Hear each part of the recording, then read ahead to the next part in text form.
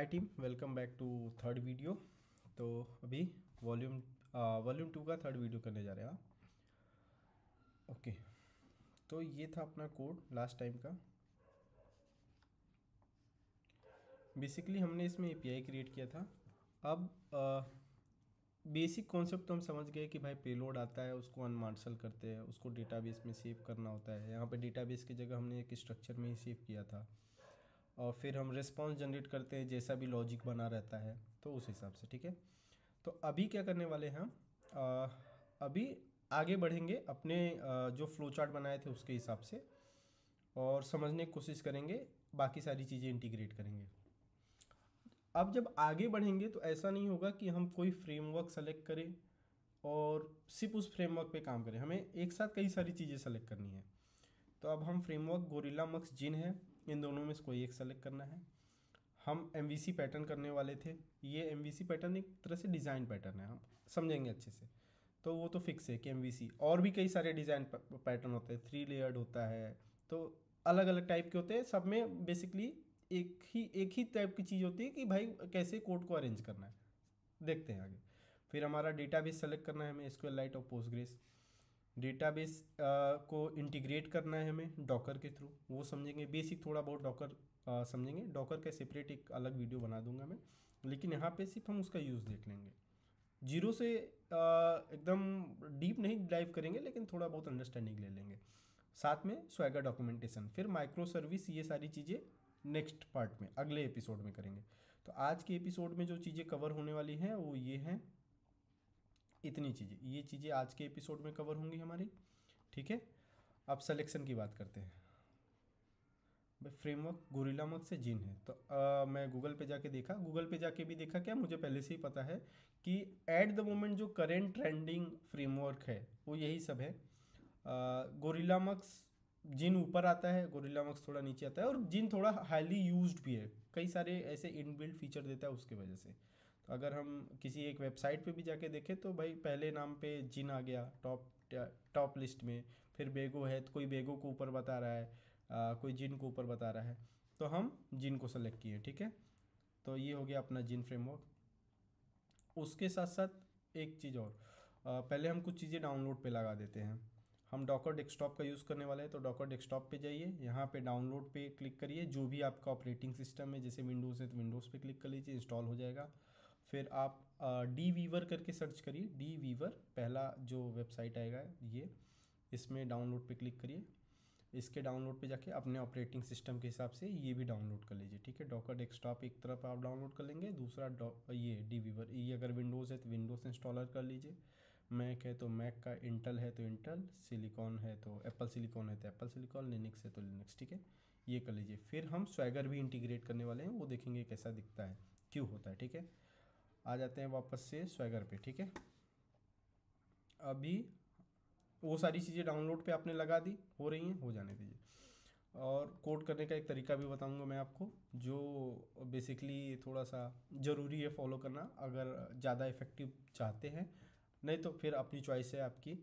तो हमने जिन framework choose कर लिया, अभी ट्रेंडिंग में है, एमवीसी पैटर्न अपना फाइनल है। डेटाबेस में हम सिक्वलाइट और पोस्टग्रेस में चूज़ करना है, हम पोस्टग्रेस के थ्रू जाएंगे, क्योंकि सिक्वलाइट एक सैम्पल प्रोजेक्ट के तौर पे जब हम बनाते हैं तो जनरल यूज़ करते हैं, लेकिन इंडस्ट्री में सिक्वलाइट नहीं यूज़ होता। इंडस्ट्री में हमारा पोस्टग्रेस ही यूज़ होता है। क्यों? पोस्टग्रेस एक तरह से प्रॉपर डेटाबेस है, पूरा का पूरा डेटाबेस। सिक्वलाइट एक फाइल सिस्टम टाइप का है, जो फॉर टेस्टिंग पर्पज़ या फिर घर का कुछ प्रोजेक्ट बनाना है उसके लिए होता है। तो पूरी इंडस्ट्री के लिए हम सीख रहे हैं, तो भाई आगे चल के हमें पोस्टग्रेस पे ही काम करना है, तो पोस्टग्रेस से ही चालू करेंगे। डॉकर इंटीग्रेट करेंगे हम, तो डॉकर इंटीग्रेशन में हम डेटाबेस में पोस्टग्रेस का ही इंटीग्रेशन करेंगे, तो डॉकर के थ्रू हम पोस्टग्रेस को चलाएंगे और स्वैगर के डॉक्यूमेंटेशन करेंगे। ठीक है, अब आपका ये अगर डाउनलोड हो गया होगा डॉकर, तो डॉकर इंस्टॉल कर लीजिए। फिर अगर डी वीवर भी डाउनलोड हो गया होगा तो डी वीवर भी इंस्टॉल कर लीजिए। पहला काम, डॉकर डेस्कटॉप रन कर लेंगे तो ऐसा कुछ दिखेगा, सब खाली पड़ा रहेगा, कंटेनर में कुछ नहीं, इमेज में खाली है कुछ नहीं, वॉल्यूम कोई नहीं एलोकेटेड है, तो ऐसा ही होगा। तो आएंगे हम अपना एक गिटअप पे रिपोजिटरी बनाएंगे। तो हमने एक रिपोजिटरी बनाई मैनेजमेंट नाम की, आपको कोई और नाम देना है तो वो कर लीजिए। ये वीडियो बेसिकली कोड कैसे करना है वो समझाने का मेरा मतलब ये था।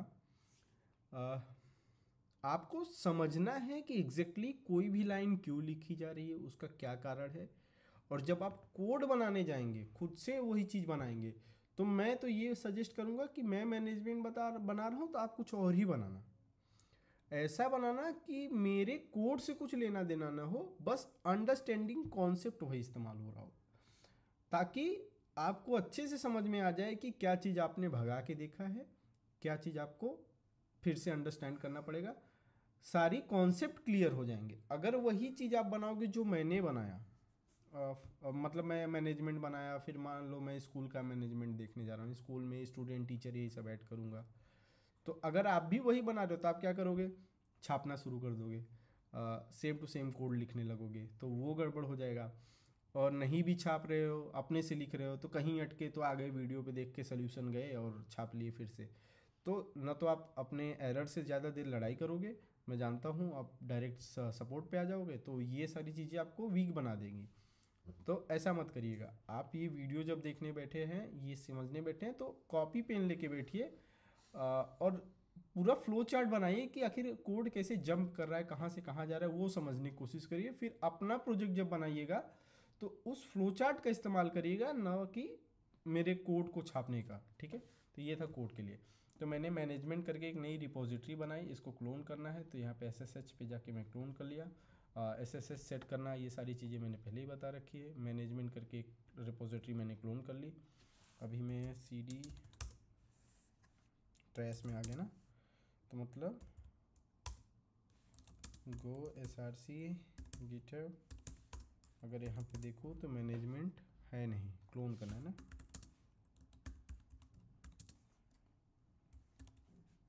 ये होगी रिपोजिटरी क्लोन मेरी। ठीक है, बन गया रिपोजिटरी। आ जाते हैं अपने इसमें VS कोड में, और अब हमें कुछ चीज़ें बनानी है, जैसे कि क्या बनाएंगे। पहले इस कोड को समझ लेते हैं कि आखिर हम ये क्या बोलते हैं, पैटर्न फ्रेमवर्क तो सेलेक्ट कर लिया। फ्रेमवर्क हमने वैसे भी जिन पे ही काम किया है ना, ये किस पे काम किया है, नहीं ये तो कोर है, हमने कोर पे काम किया है, तो हमने अच्छे से समझा होगा रिस्पॉन्स राइट रिक्वेस्ट क्या है। अब हम एक फ्रेमवर्क पे काम करने जा रहे हैं, जिन फ्रेमवर्क पे, तो वो कोड में समझेंगे। और ये पैटर्न यूज़ करने जा रहे हैं MVC, तो MVC पैटर्न क्या है वो समझ लेते हैं, और पैटर्न पहले क्या है वो समझ लेते हैं, फिर MVC बाद में समझेंगे। पहले पैटर्न क्या होता है वो जानते हैं। पैटर्न मतलब ये हो गया कि भाई एक तरीका जिसको अगर हम देख लें, जिसको हम समझे, एक तरीका जिसको अगर हम फॉलो कर ले, तो एक को अगर सीख ले तो बाकी सब अपने आप हमें समझ में आ जाएगा कि बाकी सब भी वही तरीका फॉलो कर रहे होंगे। पैटर्न मतलब ये होता है ना कि भाई सिमिलरिटी होंगी, कुछ तो सिमिलरिटीज़ होंगी, कुछ तो मैच करेगा। तो क्या मैच करता है, फ्लो मैच करता है। तो हमारा जब कोड लिख रहे हैं तो हमारा फ्लो मैच करेगा कि भाई फंक्शन, एक फंक्शन से दूसरे फंक्शन पे जब कॉल जा रहा है तो उसका क्या कोई एक तरीका है कि ऐसे मनना जा रहा है, तो उसके हिसाब से पैटर्न डिज़ाइन होता है। तो जैसे इस कोड को हम देखें, तो इस कोड में देखिए, अगर इसको डिवाइड करने की कोशिश करिए, ये है स्ट्रक्चर, ठीक है, ये है वेरिएबल, ठीक है, ये है राउट्स, ठीक है, ये है फंक्शन जो उस राउट से अटैच है, तो ये बिजनेस लॉजिक हो गया, ठीक है। और यहाँ पे हमने एक वेरिएबल में अपना वैल्यू डाला है, अगर ये डेटाबेस होता तो यहाँ पे वो डेटाबेस हो जाता, तो ये डेटाबेस वाला हिस्सा हो गया। तो इन सबको अगर मैं कुछ ऐसा करूँ कि भाई सबको एक प्रॉपर जगह डिवाइड कर दूँ, कि सारे स्ट्रक्चर में एक जगह रख दूँगा, सारे राउट्स में एक जगह रख दूँगा, सारे बिजनेस लॉजिक वाली चीज़ें, मतलब भाई मेरा मेथड पोस्ट होना चाहिए, बॉडी डिकोड कहाँ होना चाहिए, ये सारी चीज़ें अगर मैं एक जगह रखूँगा तो उस हिसाब से हमारा डिसाइड होगा कि क्या क्या फोल्डर स्ट्रक्चर जा रहा है, प्लस क्या क्या लॉजिक बन रहा है, एक पैटर्न बन जाएगा। ठीक है, जस्ट एक सेकेंड दीजिएगा, एक सेकेंड, सॉरी टीम। तो हम ये बात कर रहे थे कि फोल्डर स्ट्रक्चर का एक पैटर्न बन जाएगा। अब मैं क्या करूँगा, मेरे पास मान लो 10, 50, 100 API है, तो सबका एक स्ट्रक्चर का हिस्सा अलग बन गया है, सबका बिजनेस लॉजिक अलग बन रहा है, एक राउट का अलग फोल्डर है, स्टोर का अलग फोल्डर है। तो अगर किसी बंदे ने जो उस प्रोजेक्ट पे नहीं काम किया है, अगर एक एपीआई का फ्लो समझ लिया तो उसको समझ में आ जाएगा ना कि भाई ये पैटर्न है, ये एक एपीआई का फ्लो है, तो बाकी सब भी ऐसे ही जंप अराउंड कर रहे होंगे, सारे कोड ऐसे ही एक कोड से दूसरे कोड जा रहा होगा, ठीक है। ये अपने कोड को देखने में भी अच्छा लगता है कि भाई ऑर्गेनाइज हो गया, और प्लस अंडरस्टैंडिंग बेटर हो जाती है, डीबगिंग बेटर हो जाती है, तो इसलिए हम ये पैटर्न फॉलो करते हैं। क्या पैटर्न में कुछ नया होता है, ऐसा कुछ होता है क्या कि कुछ एक्स्ट्रा कोड लिखना पड़े? ऐसा कुछ नहीं होता, बहुत एक्स्ट्रा कोड नहीं लिखना पड़ता है। बहुत क्या, मतलब पैकेज बनाना पड़ता है, ये तो मैं मान रहा हूँ, लेकिन वो हेल्पफुल ही होता है, रीयूज़ हो जाता है अपना कोड, और अंडरस्टैंडिंग क्लियर करता है। कोई नया सिंटेक्स नहीं लिखना पड़ता, कोई बहुत कॉम्प्लेक्स चीज़ें नहीं इंटीग्रेट हो जाती, क्योंकि हमने सिर्फ पैटर्न बना लिया, जबकि वो और चीज़ों को ईजी बनता है। क्योंकि अगर मान लो मेरे पास 40-50 एपीआई है और मैं सिंगल फाइल पे करूँ, तो ये फाइल नंबर ऑफ लाइन इस फाइल में कितना हो जाएगा, 50,000, 1 लाख पहुँच जाएगा। 1 लाख लाइन में अगर एरर आ रहा है, एक दूसरी जगह जाके देखना है, तो भाई कंफ्यूज हो जाएंगे कि भाई कौन से लाइन पे जाए, कहाँ पे जाए, ईजिली नहीं होगा। तो इसलिए हम पैटर्न बना लेते हैं कि भाई सबको डिवाइड कर दो, एक ढंग का तरीका रखो कोड को रखने का। तो वही ढंग के तरीके को या ढंग के ऑर्गेनाइज फोल्डर को ही हम एक पैटर्न बोलते हैं। अब इसके कई सारे तरीके, जिसमें से एक तरीका है एमवीसी पैटर्न। एमवीसी पैटर्न का अगर मतलब समझे तो M for model, V for view, C for controller. लेकिन जब हम बैकएंड की कोडिंग करते हैं तो इसमें 2-4 फोल्डर और ऐड हो जाते हैं, डिपेंड ऑन रिक्वायरमेंट, ठीक है। तो मॉडल मतलब सारे स्ट्रक्चर्स, व्यू मतलब सारे एपीआईज, व्यू मतलब एपीआई जो दिखेगा। सी फॉर कंट्रोलर, कंट्रोलर मतलब सारा बिजनेस लॉजिक। एक फोल्डर और आएगा स्टोर करके, जो डेटाबेस से डील करेगा। एक फोल्डर आएगा यूटिलिटी करके, जो सारे कॉमन चीज़ें रखेगा। और फिर ऐसे फोल्डर आप ऐड करते जाएंगे जैसे जैसे आपकी चीज़ें बढ़ती जाएंगी, और नहीं बढ़ रही हैं तो मतलब चीज़ें, मतलब कंपोनेंट, जैसे काफका डालना है तो भाई स्टोर के अंदर 2 टाइप के स्टोर हो जाएंगे, काफका एक और एक तरह से क्यूइंग सिस्टम हो गया। तो ऐसी अलग अलग चीज़ें उस हिसाब से। तो शुरू करते हैं, देखते हैं। हाँ, पहले तो हम अपना डॉकर चला लेते हैं। ये डॉकर खाली पड़ा था। डॉकर बनाने से पहले अपना फोल्डर ओपन करते हैं, ओपन फोल्डर। और ओपन फोल्डर में हमारा है मैनेजमेंट को ओपन कर लिया हमने, ठीक है। जैसा कि हमने बोला कि सबसे पहले अपना मॉडल हो गया, मॉडल बना लिया हमने। उसके बाद हमने बनाया स्टोर,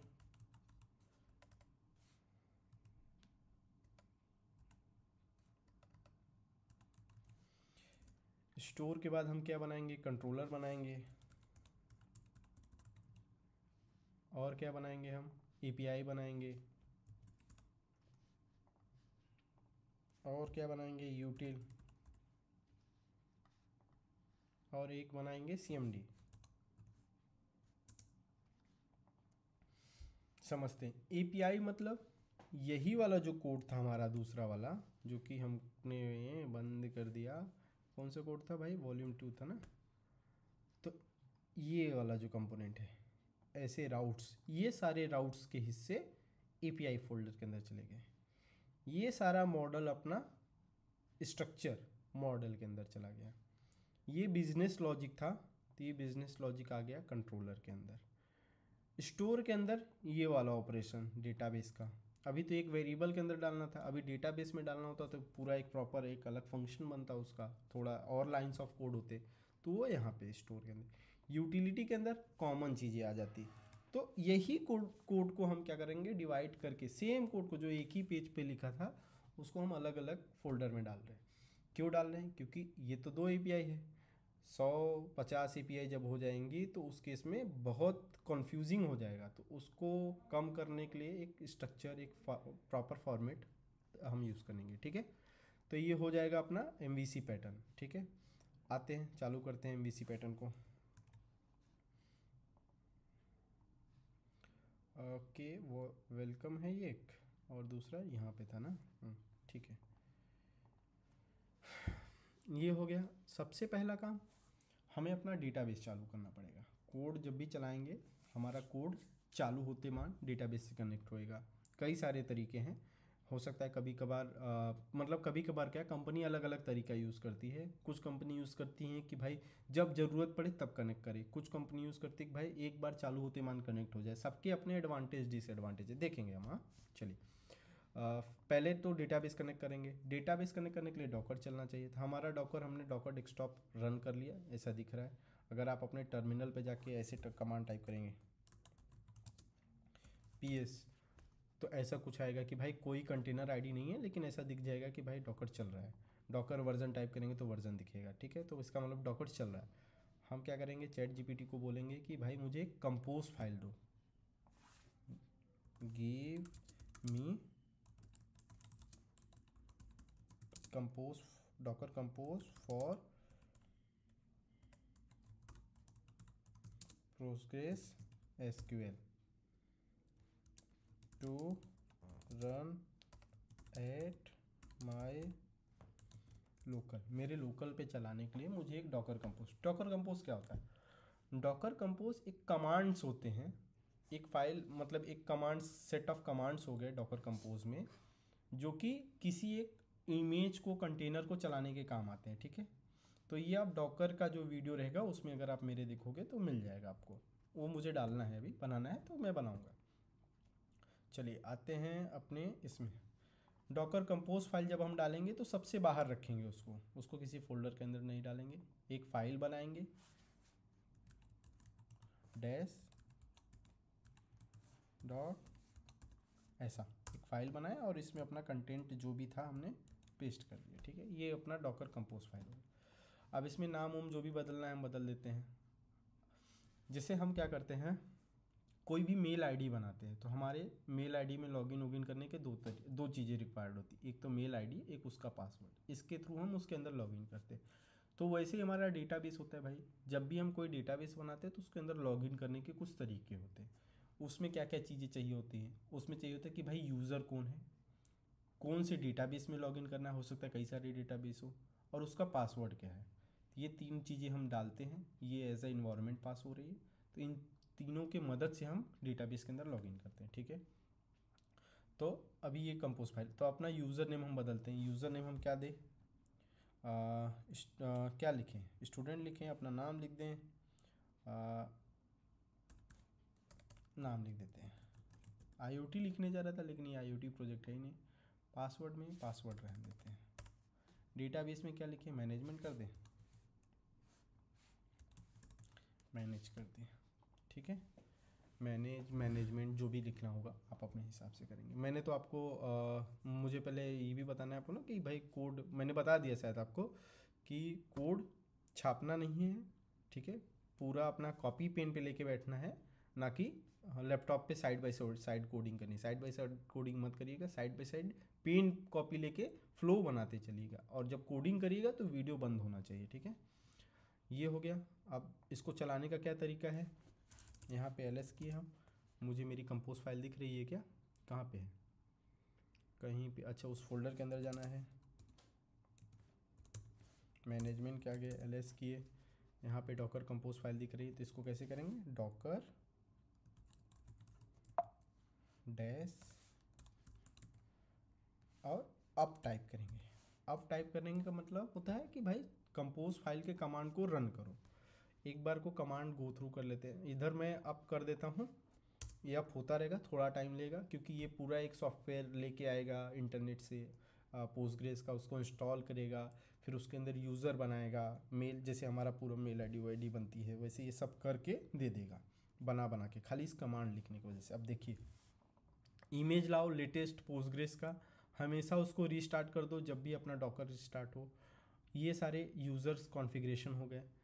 किस पोर्ट पे चलाना है वो पोर्ट होना चाहिए, एक किसी न किसी एक पोर्ट पे होता है। मतलब उसको हम डेटाबेस को कॉल कर रहे हैं, कोई कनेक्शन बना रहे हैं तो किसी कनेक्शन से ही उससे बातचीत होगी ना, तो वो पोर्ट हो गया। कहाँ पे उसका डेटा सेव करना है, तो ऐसा नाम का एक फ़ोल्डर बना दो, वहाँ पे उसका डेटा सेव कर दो। तो ये सारा डेटाबेस का हो गया। अब आपने dweaver भी इंस्टॉल कर लिया होगा, वो तो डाउनलोड हो गया होगा। तो dweaver पे जाइए, प्लस साइन पे क्लिक करिए। फर्स्ट टाइम है तो डायरेक्ट ही बोल देता है एक सैम्पल डेटाबेस क्रिएट करने का, तो सैम्पल डेटाबेस डायरेक्ट क्रिएट कर दिया, बोल दिया, सजेस्ट कर दिया, तो आप पोस्टग्रेस पे क्लिक करके नेक्स्ट कर लीजिए। यहाँ पे अपना डिटेल भरना होगा। आप देखते हैं मेरा कंटेनर का क्या हुआ जो हमने रन किया था, ये देखिए, database system is ready to accept connection. तो मतलब अभी डेटाबेस मेरा कनेक्शन लेने के लिए रेडी हो गया। हम क्या करेंगे, यहाँ पे कनेक्शन करेंगे उसका डेटाबेस का। अब dweaver है क्या, डीवीवर एक वीविंग टूल है, मतलब डेटाबेस को दिखाने का काम करता है। ये खुद डेटाबेस नहीं है, ये सिर्फ और सिर्फ जो चीज़ें बन गई हैं डेटाबेस में, जो चीज़ें चल रही हैं उसको देखने का काम करता है, मतलब हमें देखने में मदद करता है।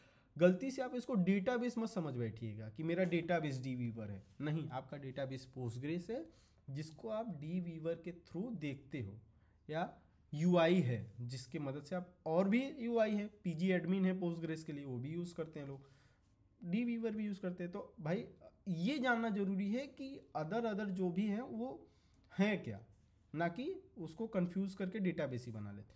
तो हमारा डेटाबेस लोकल होस्ट पे चल रहा है, हाँ यही पोर्ट है, हाँ हमारे डेटाबेस का नाम क्या है, कुछ और है, क्या है भाई, डेटाबेस का नाम मैनेज दिया था तो हमने मैनेज ले लिया कंपोज फाइल से, ठीक है, मैनेज डाल दिया।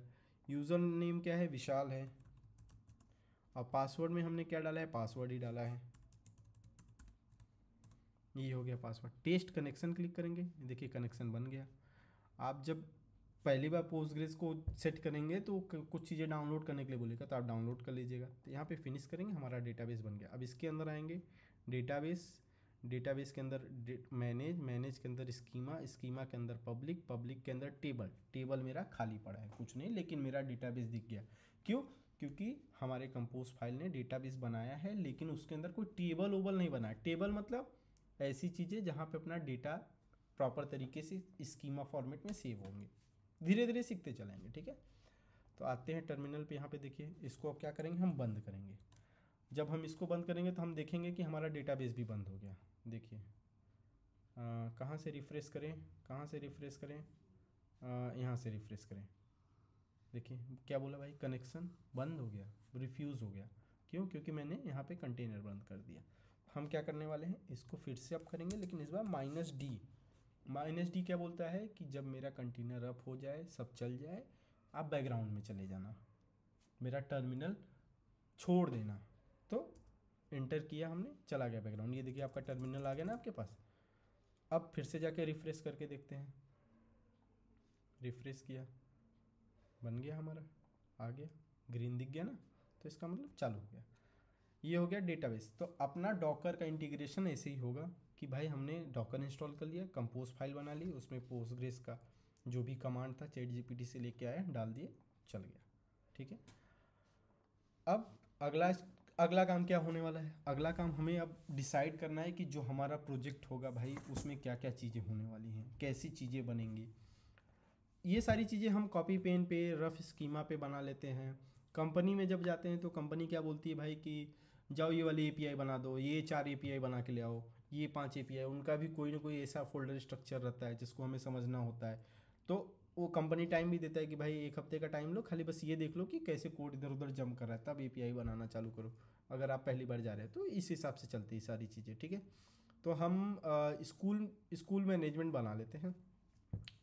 स्कूल मैनेजमेंट में क्या क्या चीज़ें होंगी, एक टीचर होगा, स्टूडेंट होगा, और क्या होंगे भाई, सोचे तो टीचर होते हैं, स्टूडेंट होते हैं, स्टाफ होते हैं, क्लास होता है, सब्जेक्ट होता है, यही सारी चीज़ें होती हैं। तो ये सारी चीज़ें हम बनाएंगे, ठीक है। मुझे ऐसा लग रहा है कि बहुत कॉम्प्लेक्स चला जाएगा स्टार्टिंग में ही, लेकिन पहले शुरू से शुरू करते हैं। शुरू से मतलब एक स्कूल बनता है तो सबसे पहले क्या बनेगा भाई, नंबर ऑफ़ क्लास, कहाँ कहाँ सब्जेक्ट पढ़ने, कौन कौन से सब्जेक्ट रहेंगे क्लास में, उसके बाद टीचर उस सब्जेक्ट के हिसाब से हायरिंग हो जाएंगी, स्टाफ आ जाएंगे, फिर उसके बाद स्टूडेंट का एडमिशन होना चालू होगा, फिर स्टूडेंट आ जाएंगे, ठीक है। तो इस हिसाब से चलते हैं। तो सबसे पहले अपना मॉडल बनेगा। तो मॉडल में हम सबसे पहली फाइल जो बनाएंगे उसका नाम लेंगे, फाइल बनाना ने फोल्डर मैंने सेलेक्ट कर लिया, सॉरी, उसका क्या नाम ले, school.go। अरे नहीं, कहाँ मॉडल सबसे पहले बनेगा, पहले मॉडल ही बनेगा, लेकिन पहले हमारा सर्वर स्टार्ट होता है। तो पहले हम यहाँ पे बनाएंगे सर्वर, तो मॉडल में आता नहीं है, जाने दो, मॉडल में नहीं आएगा। सबसे पहले बनेगा अपना स्टोर में आएगा sto.go,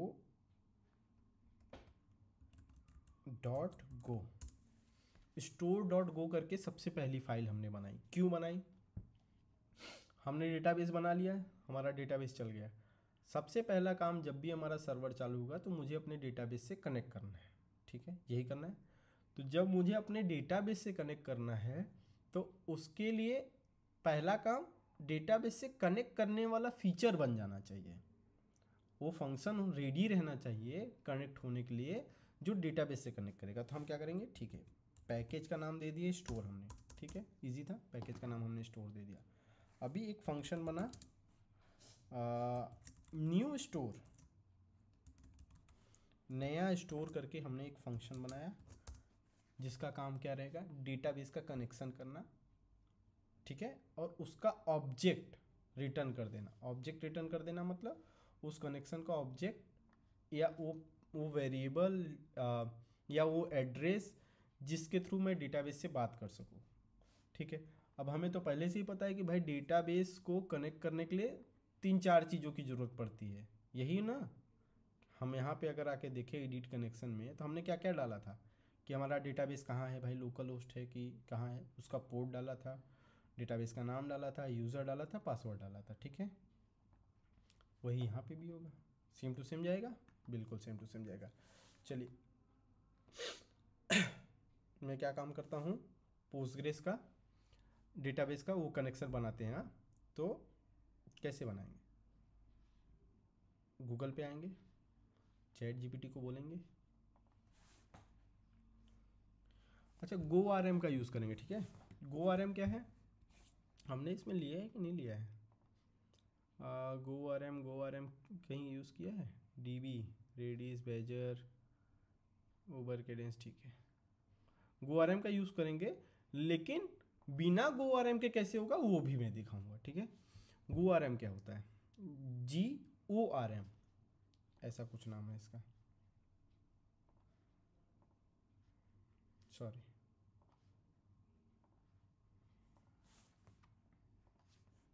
GORM, ग्रॉम। अब अलग अलग लाइब्रेरीज है ग्रॉम की। ये बेसिकली क्या करता है कि जैसे डेटाबेस के जो आपके ऑपरेशंस है वो बनाने में हेल्पफुल है, मतलब वो करने में आपको हेल्प करता है। अगर आप इसका यूज़ नहीं करोगे तो क्या वो सारी चीज़ें कर सकते हो, बिल्कुल कर सकते हो। ये भी तो अल्टीमेटली उसी में लिखा गया है, गो में ही लिखा गया है। तो ये बेसिकली वही काम करता है जो हम कोड से कर सकते हैं, पूरी चीज़ें दोबारा न लिखनी पड़े, तो उसके लिए हेल्प करता है, ठीक है। तो ये है अपना गो आर एम। कोड में आ जाते हैं, गो आर एम को ओपन कर लेते हैं, जस्ट ए सेकेंड।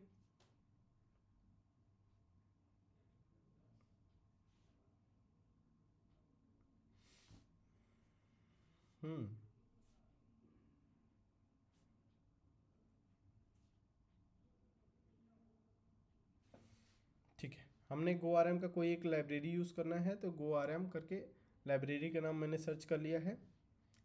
जो यहाँ पे सर्च किया था कौन सा है, GoRM.io, हाँ यही मैंने भी यूज़ किया है।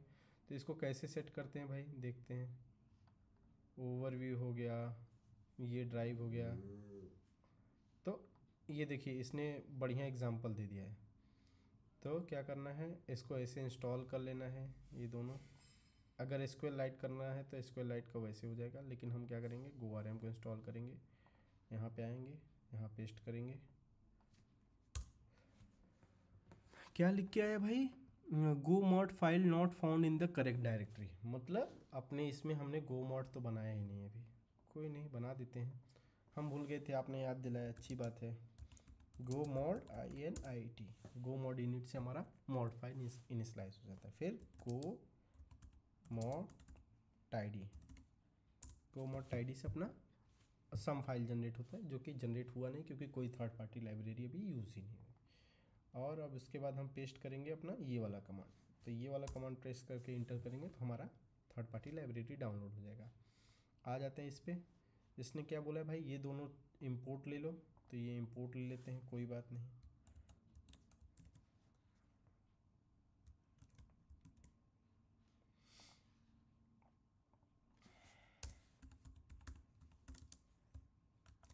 सब कुछ आपको ऐसे ही गूगल कर करके करना है, ठीक है। कुछ भी ऐसा नहीं है कि मतलब रट के बैठ जाना है, ठीक है, रटना नहीं है, जब आप खुद से कोड करने बैठोगे तो आपको ये पता होगा कि मुझे GoRM यूज़ करना है और उसके लिए मुझे गूगल करना है, ना कि मेरे कोड से उठाना है। मेरे कोड से नहीं उठाना है, आपको भी टाइप करना है, गूगल पे सर्च करना है कि मुझे GoRM को, जो GoRM का लिंक दिखा उसके एग्जाम्पल से उठाना है, ठीक है। रट्टा मारने वाली चीज़ नहीं करनी है, आपका बहुत भारी नुकसान हो जाएगा। अब ये देखिए GoRM SQLite.open, एक डेटाबेस ओपन किया उसने। अब SQLite में कोई वो बनाया ही नहीं, क्या बोलते हैं, पासवर्ड उसवर्ड डाला ही नहीं, डायरेक्ट कनेक्ट हो गया। तो हमें डायरेक्ट नहीं कनेक्ट करना है, और हमारा तो पहली बात SQLite है ही नहीं। तो हमने ये फंक्शन कॉपी किया GoRM, और यहाँ पे लेके आए, कहाँ पे, अपने कोड में पेस्ट कर दिया। तो यहाँ पे SQLite की जगह अपना क्या है भाई, SQLite नहीं है, पोस्टग्रेस है। तो अब हम सर्च करेंगे गूगल पे कि भाई मुझे पोस्टग्रेस का दो, मुझे किसका चाहिए, पोस्टग्रेस का। तो GoRM पोस्टग्रेस एग्जाम्पल ऐसे सर्च करें, देखिए क्या देता है इंटरनेट। GoRM पोस्टग्रेस ड्राइवर या एग्जाम्पल जो भी है, कोई भी एक ले लो। तो GoRM पोस्टग्रेस एग्जाम्पल ले लेते हैं। कनेक्टिंग टू डेटाबेस, कैसे डेटाबेस से कनेक्ट करें, ये एक तरीका बता दिया। देखो MySQL ड्राइवर ले लिया, और फिर open MySQL, open GoRM config है जो भी है, और यहाँ पे कॉन्फ़िगरेशन में क्या क्या जो भी चीज़ें डालनी होती डाल दिया। ये MySQL ही जा रहा है, हमको MySQL ही करना है। मैंने क्या किया है, ओके मैंने किया है पोस्टग्रेस किया है। तो ये पोस्टग्रेस की जगह MySQL क्यों दिया भाई, कनेक्टिंग टू डेटाबेस पोस्टग्रेस, हाँ ये रहा। देखो हमने इसको कॉपी करना है और इसको अपने कोड मिला के पेस्ट कर देना है इंपोर्ट में। मैं कंफर्मेशन करता चल रहा हूँ कि मैं सारा फ्लो सही चल रहा हूँ कि नहीं। यहाँ पे अपनी लाइब्रेरी का नाम हमने पोस्टग्रेस दिया है, तो हमने पोस्टग्रेस ले लिया, ठीक है, postgres.open। अब इसने बताया था कि ओपन कैसे करना है, ये है DNS, और इसमें DNS वही फॉलो भेजना होता है। तो टाइम जोन ने सब कौन सेट करेगा, मैं नहीं करने वाला। आप भी करने की इच्छा होगी तो कर लेना भाई कि आपको कौन से टाइम जोन में रन करना है। ये इतना सा क्यों कॉपी नहीं हो रहा है, ऐसा क्या चल रहा है इनसे मेरी दुश्मनी, कोई नहीं।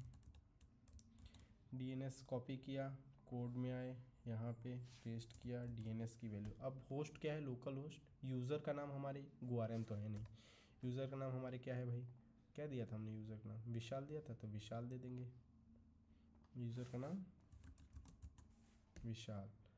फिर GoRM पोस्टग्रेस, पासवर्ड क्या है, पासवर्ड ही है। DB नेम, डेटाबेस का क्या नाम है, DB नेम हमने लिया है मैनेज, तो मैनेज ले के आके पेस्ट कर दिए। हमारा पोर्ट कौन सा है, 5432, यही है ना, कहाँ से पता चलेगा, ये देखो ये रहा पोर्ट। आगे की कोई SSL मोड डिसेबल कर दो, टाइम जोन वाइम जोन नहीं चाहिए अपने को, संगाई तो क्या करेंगे हम, नहीं चाहिए, एकदम नहीं चाहिए। ये हो गया। अब यही DNS हमारा पास होगा इसके अंदर। फंक्शन क्यों कॉपी किया, देख लेते हैं। इंटरनेट पे आता है, क्या किया है इसने, DNS को यहाँ पे भेज दिया है, GoRM कॉन्फ़िग को एक एम्प्टी वेरिएबल बनाया है, ऐसे खुला छोड़ दिया। तो ये वाली लाइन है ना, तो इसको कॉपी किए, आए अपने कोड में, और यहाँ पे हमने पेस्ट कर दिया। ये हो गया, DB बन गया। अब ये जो DB बना, इसको हमें रिटर्न करना है, तो इसका टाइप क्या है, यहाँ देखो GoRM.db। तो एक वेरिएबल जो कि GoRM.db की टाइप का रहेगा, उसको यहाँ पे हम बना लेते हैं। एक स्ट्रक्चर बना रहे हैं, एक स्ट्रक्चर सी बनाएंगे जो कि मॉडल के बाहर है। इस पैकेज में, स्टोर पैकेज में एक स्ट्रक्चर अपना API पैकेज में, एक स्ट्रक्चर अपना कंट्रोलर पैकेज में, उसके अलावा बाकी सारे स्ट्रक्चर मॉडल के अंदर जाएंगे। क्यों, क्योंकि ये स्पेसिफिक है, इसका मेथड बनाना है। हमारा जहाँ स्ट्रक्चर होता है वहीं पे मेथड बनता है, मेथड उस पैकेज के बाहर नहीं बन सकता। और मुझे यहाँ पे बनाना है मेथड, तो कैसे होगा, ऐसे होगा कि हमें मजबूरन यहाँ पे एक स्ट्रक्चर डालना पड़ेगा। तो हमारा स्ट्रक्चर का नाम क्या ले लेते हैं, स्टोर ले, नहीं ले सकते, स्टोर ऑपरेशन ले ले, या पोस्टग्रेस ले लेते हैं, ऐसा कुछ बना लेते हैं। स्टोर क्यों नहीं लिए, क्योंकि पैकेज है ना, पैकेज का नाम भी तो स्टोर है, कन्फ्यूज़न हो जाएगा। अब यहाँ पे हमने एक वेरिएबल लेना है db करके, डेटाबेस, और उसका टाइप क्या रख देते हैं, यही जो इसने रिटर्न किया, ये gorm.db है। अब समझने की कोशिश करते हैं कि ऐसा क्यों किया। हम यही चीज़ यहाँ पे रिटर्न करा सकते हैं और इसका हम वहाँ पे मेथड भी डाल सकते हैं, अपने ऊपर है। तो हम क्या करेंगे, एक मेथड बनाएंगे, क्योंकि हमने स्ट्रक्चर ही लिया है इसलिए। तो हम यहाँ पे क्या बना देंगे भाई, पोस्टग्रेस का pg, Postgres db, pg db ले ले कि db ले ले, खाली कि क्या ले, स्टोर ले ले, स्टोर नाम का वेरिएबल ले लिए। ये वेरिएबल का नाम है, वेरिएबल के नाम से कोई नहीं, जिसका टाइप हो गया अपना, टाइप क्या लेंगे, स्टार टाइप पॉइंट पोस्टग्रेस। अब इसके अंदर जो स्टोर है, स्टोर के अंदर मैं यहाँ पे क्या करूँगा, store dot db equals to db else, ठीक है, एल्स में ये डाल दिया मैं, ठीक है। यहाँ पे रिटर्न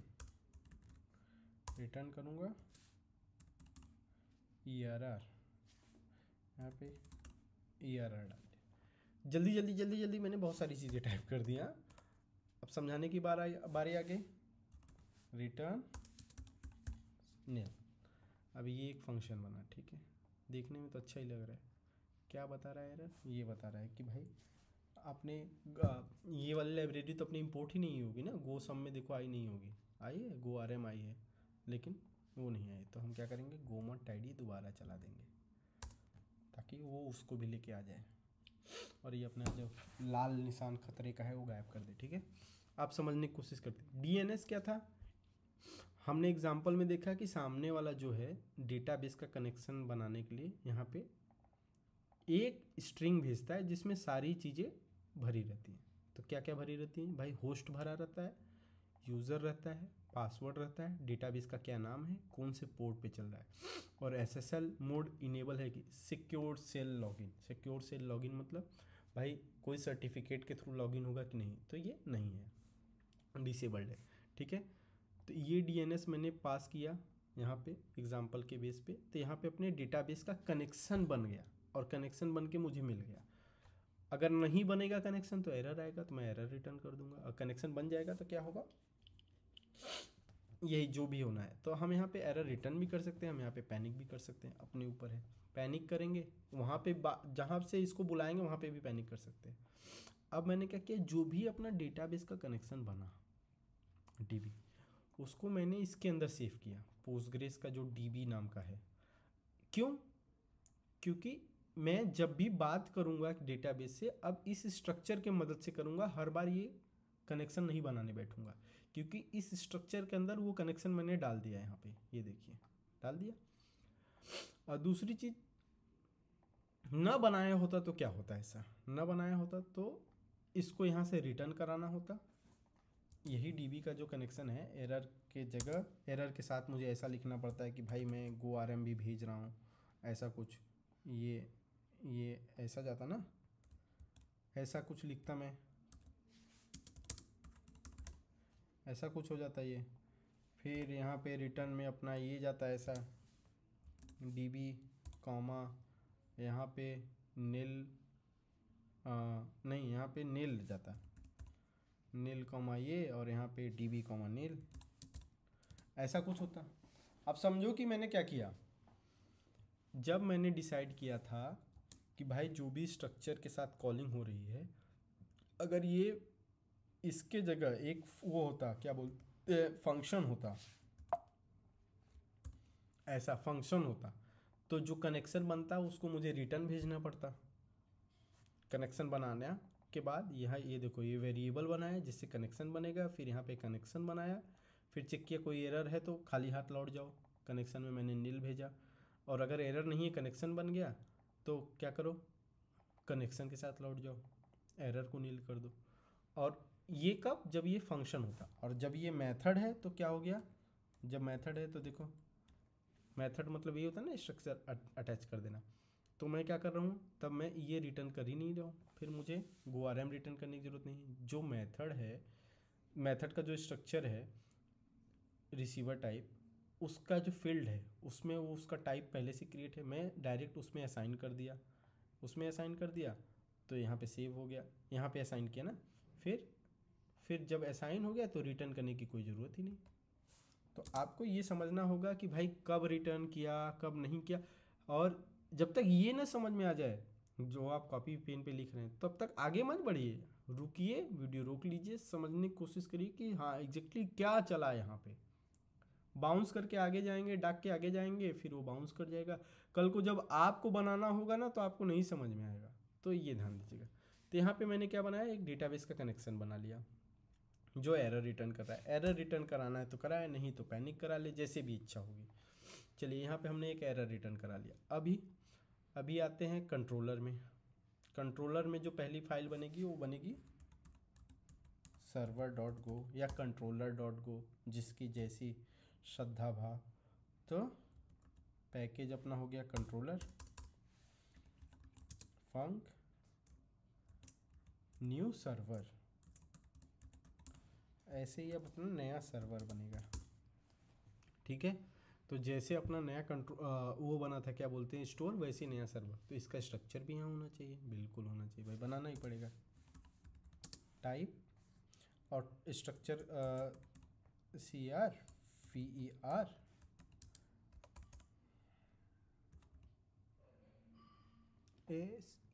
SERVER, स्पेलिंग सही लिख रहा हूँ, बड़ी बात है मेरे लिए, कोई बात। अब स्ट्रक्चर के अंदर जो पहला फील्ड होगा वो क्या होगा, पोस्टग्रेस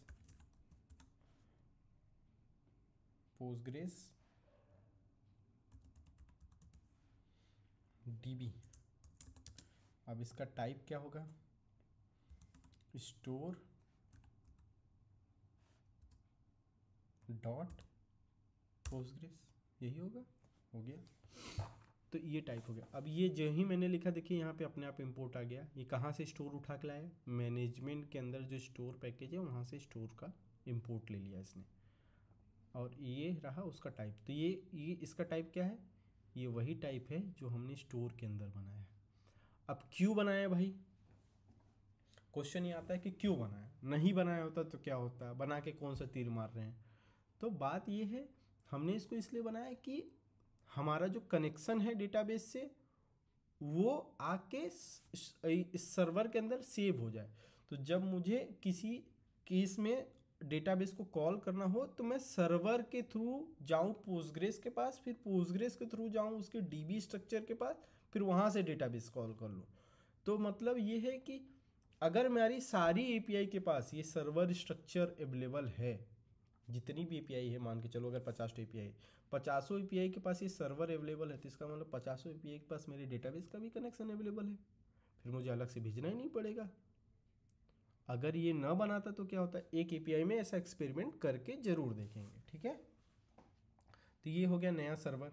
सर्वर के साथ कैसा है, अब यहाँ पे करेंगे स्टोर, नहीं, एक वेरिएबल बनाना होगा ना हमको, तो हमें सर्वर का एक वेरिएबल बना देते हैं, server.go, नहीं, सर्वर का एस कैप्स रखते हैं ना, सर्वर, ये हो गया अपना वेरिएबल। ठीक है,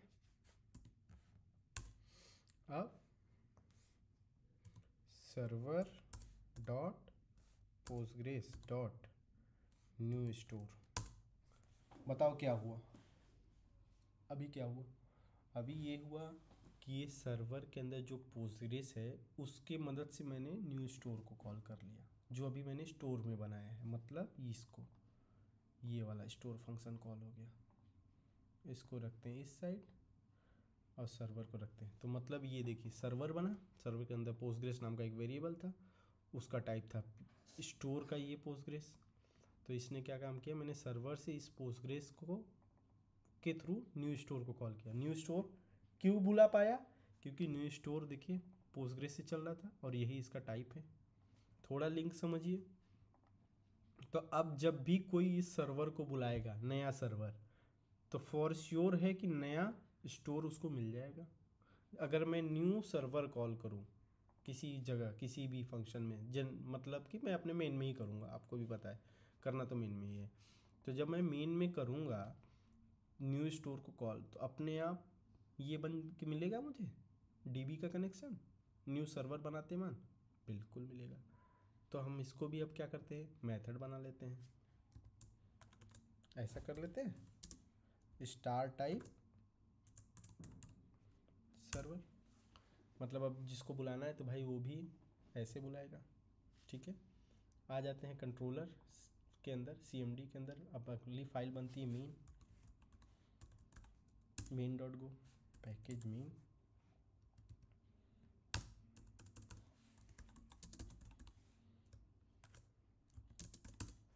पहला फाइल तो ऐसे ही रहता है, मतलब मेन फाइल तो अपना ऐसा ही दिखता है। तो हम क्या करेंगे सर्वर इक्वल्स टू सर्वर, नहीं कंट्रोलर है ना,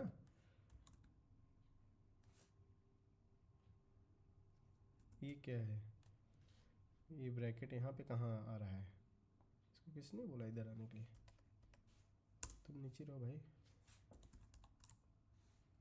कंट्रोलर डॉट सर्वर, ठीक है।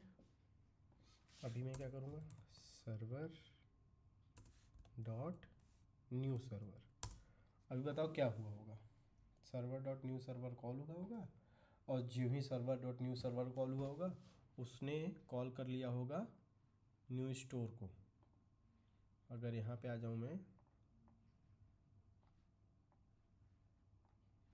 तो देखिए मेन है, मेन में मैंने एक वेरिएबल बनाया सर्वर टाइप का, जो कि कहाँ से आ रहा है, यहाँ से आ रहा है, ये रहा सर्वर, इसने एक वेरिएबल बनाया। फिर यहाँ से मैंने कॉल किया इस सर्वर वेरिएबल की मदद से एक मेथड को, किसको कॉल किया, मेथड को। ध्यान रखिएगा ये मेथड है, ठीक है। तो ये मेथड को जब मैंने कॉल किया तो ये वाला मेथड कॉल हुआ। अब ये मेथड कॉल होते मान इसने अपने अंदर एक वेरिएबल बनाया होगा सर्वर टाइप का, फिर उसने कॉल किया होगा न्यू स्टोर को, फिर डेटाबेस ये वाला कनेक्शन कॉल हुआ होगा, फिर ये कनेक्शन बन गया होगा, कनेक्शन बन के यहाँ पे आके सेट हो गया होगा। तो यहाँ पे अगर मैं प्रिंट करूँ fmt डॉट प्रिंट या प्रिंट एलन जो भी है %v यहाँ पे लिख देते हैं, नई लाइन कॉमा सर्वर। तो सर्वर को मैंने प्रिंट कर लिया। अभी गो रन मेन डॉट गो करूँ, गो रन cmd/main डॉट गो, यही है ना, क्योंकि अपना मेन फाइल उसके अंदर है। सर्वर देखिए नील रहा, कोई वैल्यू नहीं आई, क्यों, हमें तो सब करना था पॉइंटर ना, हमने क्या किया है, नहीं किया पॉइंटर। तो हमें पॉइंटर अगर करना है तो कैसे करेंगे, चलिए बताता हूँ मैं। ये हो गया यहाँ पे हो गया सर्वर पोस्टग्रेस, प्रिंट स्टेटमेंट पहले तो लगाते चलते हैं, ठीक है। यहाँ पे आते हैं, हमारा डेटाबेस का कनेक्शन क्रिएट हुआ है, ये तो मुझे पता है क्रिएट हुआ है, लेकिन कैसे कंफर्म करें, प्रिंट स्टेटमेंट तो अपना सब नहीं लाया, क्यों, क्योंकि हमने वहाँ पे लिया है पॉइंटर, सेव हुआ है पॉइंटर के अंदर, और हमने पास किया है बिना पॉइंटर का। तो यहाँ पे सर्वर की जगह हम क्या करेंगे, डीबी को प्रिंट करेंगे, देखने के लिए कि हमारा सही में क्या चल रहा है, ठीक है। कैसे डीबग करेंगे, मतलब ये एक तरीका हो गया डीबग करने का कि भाई पैनिक नहीं हो जाना है। हम यहाँ पे लिख देते हैं मेन के अंदर है, मेन के अंदर सर्वर प्रिंट किए, ये सर्वर के अंदर प्रिंट हुआ है, यहाँ पे तो डीबी प्रिंट हुआ। तो देखते हैं कितनी चीज़ें प्रिंट हुई, कितनी चीज़ें नहीं प्रिंट हुई, किसके अंदर क्या क्या वैल्यू आई। देखिए पहला चीज़ हुआ मेन का, कहाँ गया, CMD मेन सर्वर, ये अच्छा सब पहले तो यहाँ पे ये कॉल हो गया ना न्यू सर्वर, तो सर्वर प्रिंट हुआ पहला यहाँ पे, फिर डेटाबेस कॉल हुआ तो डेटाबेस प्रिंट हुआ यहाँ पे। तो सर्वर को भी मैं यहाँ पे रखता हूँ, सब कुछ अपोजिट ऑर्डर में चलेगा। सबसे पहले सर्वर स्ट्रक्चर बना, फिर नया सर्वर कॉल हुआ तो यहाँ पे आ गया, फिर नया स्टोर कॉल हुआ तो यहाँ पे आ गया, नए स्टोर का स्टेटमेंट प्रिंट हुआ, फिर बाहर आया, फिर इसका स्टेटमेंट प्रिंट हुआ, फिर बाहर आया, फिर इसका स्टेटमेंट प्रिंट हुआ, अपोजिट ऑर्डर में। तो देखते हैं क्या चल रहा है। ये हो गया, डेटाबेस का कनेक्शन बन गया है, यहाँ पे नील नहीं आ रहा है, ये कनेक्शन है, ठीक है, यहीं पे एड्रेस आ रहा है, लेकिन सर्वर के अंदर यहाँ पे भी आ गया है, ये देखो यहाँ पे वैल्यू है, लेकिन मेन के अंदर नील है। यहाँ पे बनाते समय क्या झोल हो गया, क्योंकि यहाँ पे भी मुझे लग रहा है यहाँ पे हमने पॉइंटर डाला ही नहीं है। यहाँ पे क्या हम ऐसे डाल सकते हैं एंड परसेंट? नहीं, नहीं डाल सकते। कैसे करेंगे? मान के चलो अभी कोई आइडिया नहीं है हमें नहीं पता कि भाई ये इस टाइप का एरर आ गया, इसको कैसे डील करना है, कैसे सॉल्व करना है। हम कुछ तो करेंगे, किसी से तो पूछेंगे, चैट जीपीटी से पूछ सकते हैं एक ऑप्शन, गूगल सर्च कर सकते हैं ये दूसरा ऑप्शन है। तो ऐसे करके कई सारे ऑप्शन हैं, चैट जीपीटी से पूछते हैं। हाँ चलिए देखते हैं, पहले तो सोल्यूशन पता है मुझे जैसे, एंड चलो बाद में देखते हैं। चैट जीपीटी से आप जब पूछोगे तो कैसे पूछोगे, और ये बता पाएगा कि नहीं बता पाएगा, ये भी एक क्वेश्चन मार्क है, ठीक है।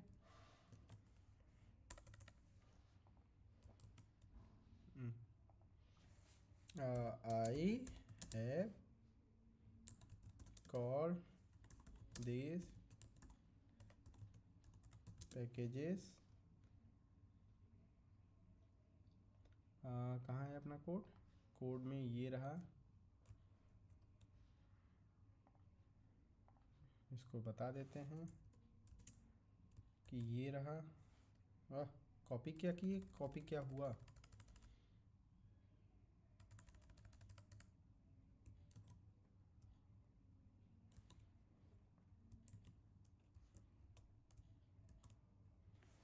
एंड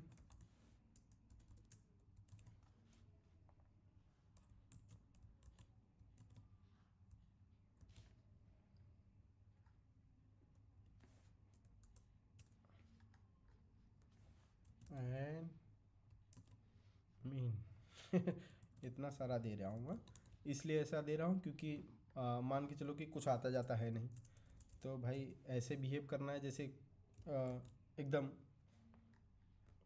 कुछ एकदम वही है। बट यहाँ पे लिखो अब, बट व्हेन आई एम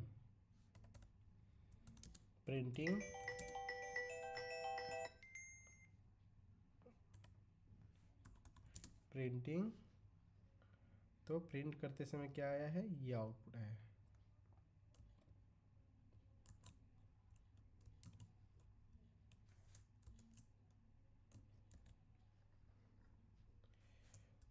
अब इससे पूछते हैं why my mean have need for server, correct this, ऐसा पूछ लिया तो एनालाइज करने दो उसको, कुछ तो करेगा, नहीं कुछ करेगा कुछ तो बता। It seems like the issue is how you are initializing your server structure, एक एक लाइन पढ़ेंगे, and calling the new server method, let's correct it. First you are creating a new server structure inside the new server method, but you should be initializing the current instance instead, मतलब भाई कि जो current instance है उसको initialise करो, मतलब यहाँ पे है। देखते हैं अपने कोड में कहाँ पे हमने किया है, ये देखो ये रहा, हमने सर्वर बनाया है और इस सर्वर से हमने कॉल किया है, जबकि हमें क्या करना चाहिए था, यहाँ पे एस टाइप करना चाहिए था, एस से उठाना चाहिए था, एस डॉट पोस्टग्रेस, यहाँ पे एस प्रिंट कर लें। तो मतलब वहाँ पे तो आया था रिटर्न, हो सकता है कि आप लोग ये वाला इशू मुझसे पहले फिगर आउट कर लिए होगे कि मैं ये मिस्टेक कर रहा हूँ सर, आपको तो समझ में आ गया है आप ये मिस्टेक कर रहे हो, आपको आगे चल के पता चलने वाला है। साफ दिख रहा था कि मैं यहाँ पे एक वेरिएबल बनाया था, उसमें से डेटाबेस कनेक्शन बना लिया, और जो मेरे पास आ रहा है रिसीवर के तौर पे उसका तो कुछ किया ही नहीं, तो इसलिए कुछ बना ही नहीं। तो अभी रन करें, इस बार तो नील नहीं आना चाहिए था, आया भी नहीं है, अच्छी बात है, इस बार इस सर्वर के अंदर कुछ ना कुछ वैल्यू है। तो आपको ये समझ में आया कि हमने क्या क्या किया, हमने डेटाबेस का कनेक्शन बनाया, अभी हमने क्या क्या किया है, हमने डॉकर से एक कंटेनर बनाया, हमारा पोस्टग्रेस चालू किया, डी वीवर से पोस्टग्रेस को कनेक्ट किया, फिर हमने नया स्टोर बनाया, नए स्टोर को नए सर्वर से कनेक्ट किया, नए सर्वर को मेन से कनेक्ट किया। तो 3 कनेक्शन दिख रहे हैं, कैसे कोड जंप किया है, मेन से उठा है, नए सर्वर पे गया है, नए सर्वर से नए स्टोर को कॉल किया गया है। ठीक है, चलिए इस वीडियो को स्टॉप करते हैं, अब फिर से चालू करते हैं, जिसमें हम क्या करेंगे, आगे की चीज़ें करेंगे। इसमें इंटरफेसिंग करेंगे, थोड़ी बहुत इंटरफेस डालेंगे, अच्छे काम के लिए डालेंगे। इसलिए डालेंगे कि हमारा फ्यूचर प्रूफ हो, जब हमें अपनी टेस्टिंग करनी हो, हमें मॉकिंग करनी हो, तो अच्छे से समझ में आए कि कैसे क्या जंप अराउंड करेगा। ठीक है, तो मिलते हैं अगले वीडियो में टीम। अभी ये समझने के लिए आप लोग भी अपने एंड पे क्या करो, होमवर्क के तौर पे समझ लो कि डॉकर इंस्टॉल कर लो, कंपोज फाइल बना लो, नया डेटाबेस कनेक्शन बनाओ, नया डेटाबेस बनाओ, डीबीवर से कनेक्ट कर लो, नया डेटाबेस कनेक्शन बनाओ, फिर सर्वर पैकेज से उसको कनेक्ट करो, फिर उसको मेन पैकेज से कनेक्ट करो। 3 पैकेज बने हैं। पैकेज अपना कंट्रोलर है तो आप कंट्रोलर रखो, आपको सर्वर रखना है सर्वर रखो, लेकिन यहाँ पे समझो और वहाँ पे बनाते समय गूगल करो। अगर अटको, वीडियो मत देखने बैठ जाना कि वीडियो, और जहाँ अटको कोशिश करो कि कम से कम अटको, क्योंकि अभी तो कोई बहुत ज़्यादा लाइन्स ऑफ कोड नहीं है। और अगर अटक रहे हो तो एक एक लाइन को गूगल करना, समझना, नोट्स पे देखना कि क्या मिस हुआ था और क्या एरर आया आपका और उसको कैसे आपने सॉल्व किया और पहले क्यों नहीं सोच पाए वो चीज़। ये सारी चीज़ें करना है, पूरा प्रॉपर एनालाइज, कुछ भी जंप अराउंड नहीं करना। एक प्रोजेक्ट अगर ढंग से बन गया, एक सिंगल प्रोजेक्ट बहुत ढंग से बन गया, सारे प्रोजेक्ट बन जाएंगे। आपको ये नहीं भागना है कि 4-5 प्रोजेक्ट बना लूँ, अपने रिज्यूमे में डालूंगा कि 4 प्रोजेक्ट है, नहीं, ऐसा कुछ नहीं करना है। आपको ये करना है, एक प्रोजेक्ट इतना ढंग से बनाना है कि भाई अगर सामने वाला उसका इन एंड आउट कोई भी क्वेश्चन पूछे, आपको आना चाहिए। वो पूछे भाई यहाँ पे डबल डॉट क्यों है, यहाँ पे एरर क्यों है, यहाँ पे डीबी क्यों है, डीबी की जगह कुछ और नाम रख देख सकते हैं क्या, तो आप बोलोगे हाँ बिल्कुल रख सकते हैं भाई, जो इच्छा है, लेकिन नेमिंग कन्वेंशन के हिसाब से मैंने डीबी रखा है। तो ये डॉट ऑपरेटर से एक्सेस किए हो कि ये डॉट ऑपरेटर क्या है, डॉट ऑपरेटर के बाद डीबी दिखा, ऐसा क्यों हुआ, क्योंकि भाई स्टोर का जो टाइप था पोस्टग्रेस, उसके अंदर डीबी करके फील्ड था, इसलिए डॉट ऑपरेटर से दिख गया। तो एक एक चीज़ को समझते हुए चलना है, मतलब एक भी लाइन मिस नहीं होनी चाहिए। ठीक है, चलिए मिलते हैं अगले वीडियो में टीम। हो सके लाइक शेयर सब्सक्राइब करिए, दूसरों को भी बताइए, और अगले वीडियो में मिलते हैं। Thanks team, bye.